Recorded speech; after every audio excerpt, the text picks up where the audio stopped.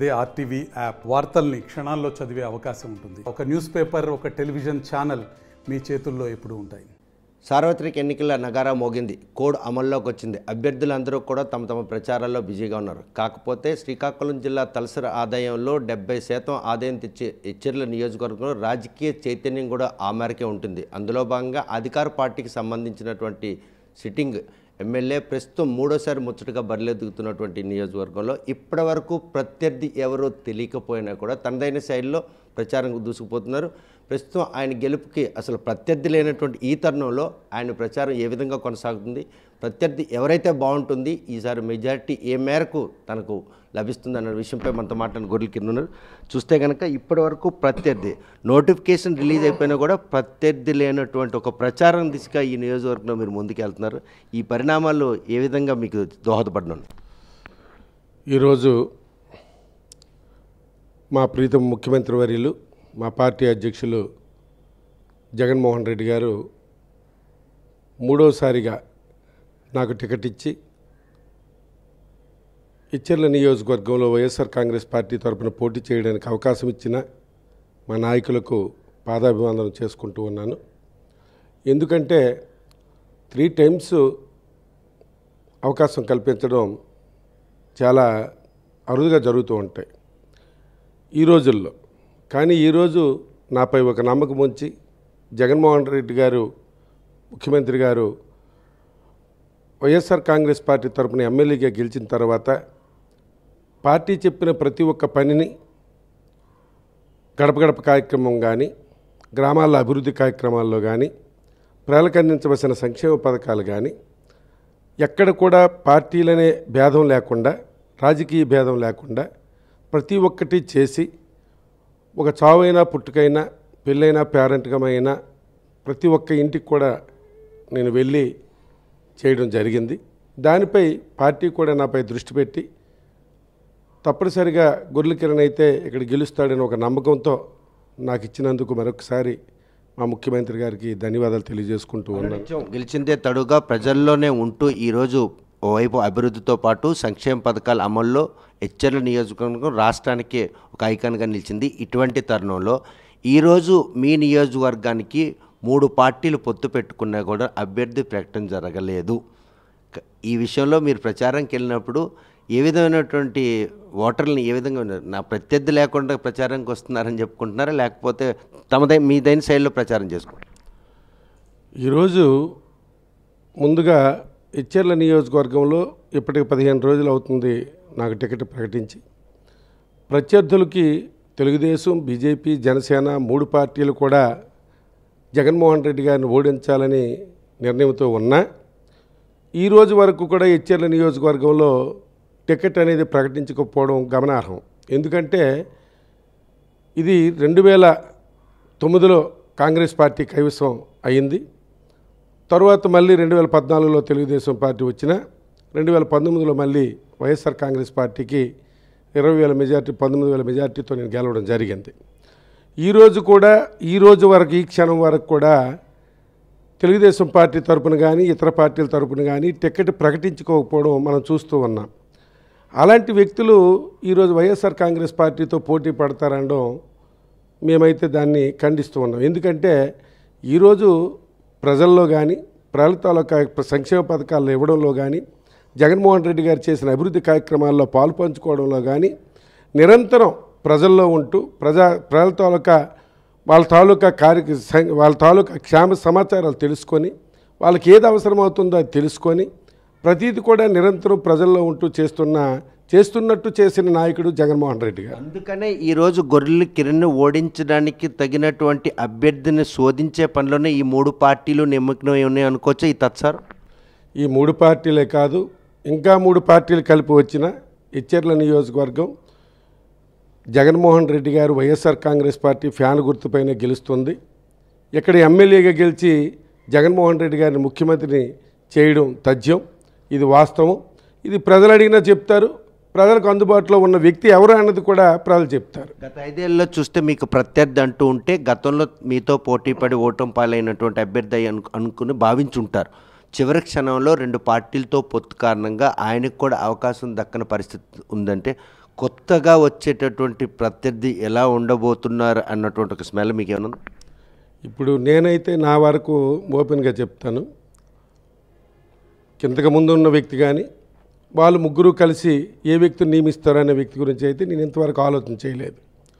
ఒకటి మా ధైర్యం జగన్మోహన్ రెడ్డి గారు, అవతల ఎవడొచ్చినా మేము గెలుస్తామనే ధీమా నమ్మకం మాకుంది. ఎందుకంటే ప్రజల్లో మేము నిరంతరం తిరుగుతూ ఉంటే ప్రజల తాలూకా ఆలోచనలు కానీ వాళ్ళు చెప్పే విషయాలు కానీ జగన్మోహన్ రెడ్డి గారు ఫ్యాన్ గుర్తు, ఇదే తప్ప ఇంకొక ఆలోచన అయితే లేదు. దానిపైన మేము కూడా ఇతరుల గురించి ఆలోచించే పరిస్థితులు ఎప్పుడు ఉండం. ఎవరైనా ఇప్పుడు పోటీ అనే తర్వాత అవతల బలవంతుడైనా వస్తాడు, బలహీనుడైనా వస్తాడు, ఇంకా అంతకి కాకపోతే రాష్ట్ర అధ్యక్షుడైనా వెళ్ళిపోస్తాడు. వాడి గురించి మేము ఆలోచించవలసిన పని లేదు. మా పార్టీ ఏంటి, మా కార్యకర్తలు ఏంటి, మా కార్యకర్తలు ఎవరైనా డిస్టర్బ్తో ఉంటే వాళ్ళు కలుపుకొని ఇంకా ముందుకెళ్ళే కార్యక్రమం చేసుకొని ఇంకా పార్టీని బలోపేతం చేస్తాం. ఈ రోజున్న పరిస్థితుల్లో నిన్ననే వాళ్ళ పార్టీ అధ్యక్షులు ఎవరు నిన్న ఏదో వాట్సాప్లో వచ్చింది, ఇది ఏ పార్టీ అయినా ఇక్కడ గెలదు అని, కాబట్టే ఇది కుమ్ములాటల్లో ఉన్నారని ఒక్కటే చూశాను నేను. ఈ పరిణామాలు ఏమైనా యునానిమస్గా హెచ్చర్ల కాన్స్టిట్యున్సీకి గొర్రెలకిని మళ్ళీ ఎమ్మెల్యే అవుతారన్నటువంటి సంకేతాలు కనిపిస్తున్నాయి. తప్పనిసరిగా ఈరోజు ఈ 3 పార్టీలే కాదు, ఎన్ని పార్టీలు కలిసి వచ్చినా ఇక్కడ గొర్రెల కిరణ్ కుమార్ ఫ్యాన్ గుర్తు జగన్మోహన్ రెడ్డి గారి ఆశీస్సులతో గెలుస్తాం. ఇది వాస్తవం, ఇందులో ఎటువంటి డోకా లేదు. ఇంతవరకు వాళ్ళు ప్రకటించకపోవడం, వాళ్ళు పడుతున్న బాధలు కానీ ప్రజలు కూడా చూస్తూ ఉన్నారు. ఈరోజు ముఖ్యంగా ఇంకో విషయం కూడా చెప్పాలి. ఈరోజు 2 కాన్స్టిట్యున్సీలు ఉన్నాయి తూర్పు కాపులుగా, పాతపట్నం కానీ మేము కానీ ఉంటే ఈ కాపులు 2 కూడా కిందసారి మాకు అవకాశం గెలిపించడం జరిగింది. తూర్పు కాపులుగా కూడా ఈరోజు జగన్మోహన్ రెడ్డి గారు ఎంతో ఆదరణ ఇచ్చి అభిమానించి ఈరోజు ఆ విధంగా మమ్మల్ని ముందుకు తీసుకెళ్ళడం జరుగుతూ ఉంది. అదేవిధంగా ఇక్కడ పరంగా కానీ ఇక్కడ నియోజకవర్గంలో పరంగా కానీ నేను 5 సంవత్సరాల పరిపాలన చేసినప్పుడు కానీ ఎక్కడ కూడా ఇతర పార్టీల వారికని వ్యక్తిగతంగా నేను ఎవరితో శత్రుత్వం పెట్టుకోలేదు. ఎందుకంటే పార్టీని ప్రజలందరికీ జగన్మోహన్ రెడ్డి గారు సంక్షేమ పథకాలు ఇచ్చినప్పుడు ఇంకా వ్యక్తిగతంగా మనం పెట్టుకునే పరిస్థితి ఉంటే ప్రజలకు మనం దగ్గర అవ్వలేం. ఆ విధంగా రేపటి రోజు కూడా రేపు జరగబోయే ఎలక్షన్లో కూడా కంపల్సరిగా అన్ని పార్టీల వారు కూడా నాకు సహకరిస్తారని నేను అనుకుంటూ ఉన్నాను.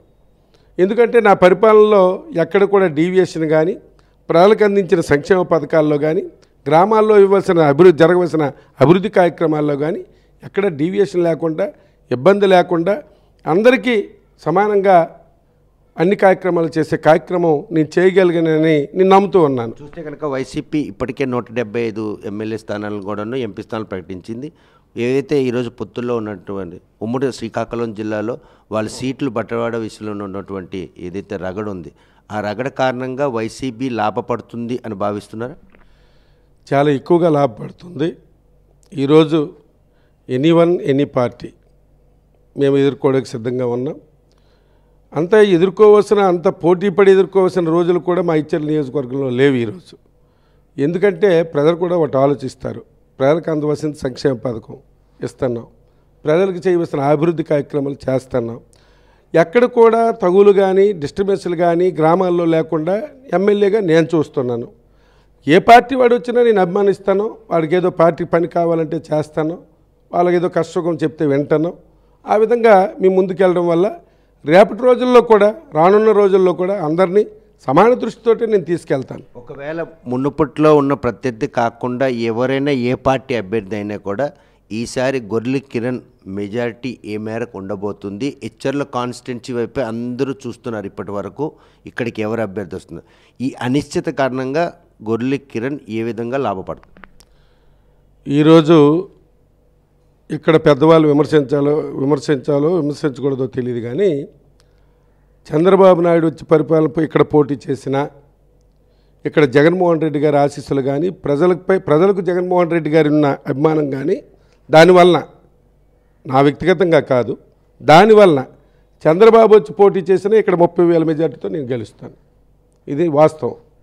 ఇక్కడున్న ప్రజల తాలూకా అభిమానం అలాంటిది. ప్రజలకు అందరికీ కూడా సమాన దృష్టితో తీసుకెళ్ళగలిగినాం. ఎక్కడ కూడా అన్ని పార్టీలని అన్ని ఎవరికి ఏ కష్టం వచ్చినా నష్టం వచ్చినా అందరినీ సమానంగా తీసుకెళ్ళాం. కాబట్టి తప్పనిసరిగా ఎవరు వచ్చినా ఏ పార్టీ పోటీ చేసినా తప్పనిసరిగా 30,000 దాటే మేము కంపల్సరిగా ఇక్కడ గెలుస్తామని ధీమాతో ఉన్నాం. చూస్తే కనుక ప్రస్తుతం అభ్యర్థి కూడా అంటే ప్రత్యర్థిని కూడా ప్రకటించుకోలేనట్టు పరిణామాలు చూసుకుని ఇచ్చర్ల నియోజకవర్గంలో ముచ్చటగా మూడోసారి బడిలో దిగుతున్నాడు గొర్రెల కిరణం. 2014లో వైసీపీ పార్టీ నుండి పోటీ చేసి స్వల్ప ఓట్లు మెజారిటీతో అయినా కూడా 2019లో పోయిన చోటే ఎత్తుకొని సుమారు 19,000 ఓట్ల మెజారిటీతో గెలిచారు.